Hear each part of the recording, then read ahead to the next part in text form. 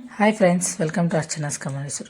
ఏందనుకుంటున్నారా? ఇవి చికెన్ లాగా ఉన్నాయి కదా, కైమా అనుకుంటున్నారా? కాదు, స్వీట్. ఇది చాలా హెల్తీ, పిల్లలకి చాలా బలమైన ఫుడ్ అనమాట. ఇది డైలీ ఒక్కటి పెడితే చాలు. స్టవ్ మీద కడాయి పెట్టుకొని 1 టేబుల్ స్పూన్ నెయ్యి వేసుకొని 1.5 కప్పు లేదా 2 కప్పుల దాకా మకానా వేసుకోండి. మకానాని బాగా ఫ్రై చేసుకోవాలి.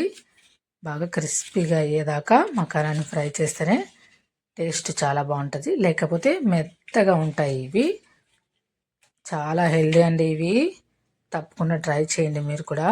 వాటిని పక్కన పెట్టేసుకొని ఇప్పుడు గోడంబి, బాదం, పిస్తా, అలాగే గుమ్మడికాయ విత్తనాలు 2 టేబుల్ స్పూన్లు వేసాను.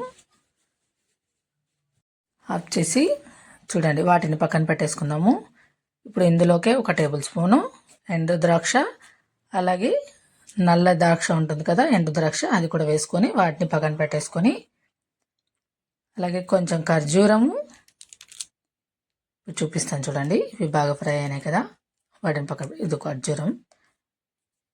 ఖర్జూరము ఇది ఇంకొక రకమైన ద్రాక్ష. స్వీట్నెస్ కోసము మనం షుగర్ యాడ్ చేయట్లేదు, బెల్లం యాడ్ చేయట్లేదు కాబట్టి. ఇప్పుడు మకానాని పౌడర్ చేసి పక్కన పెట్టేసుకుందాము.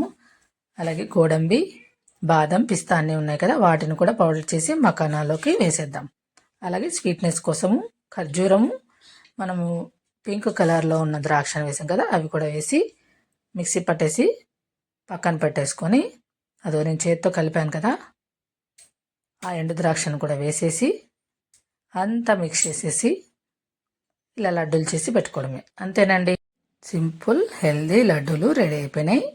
పిల్లలకి ఇలా చేసి పెట్టండి, ఖచ్చితంగా తింటారు. ఎలా ఉందో కామెంట్ చేయండి. Thank you.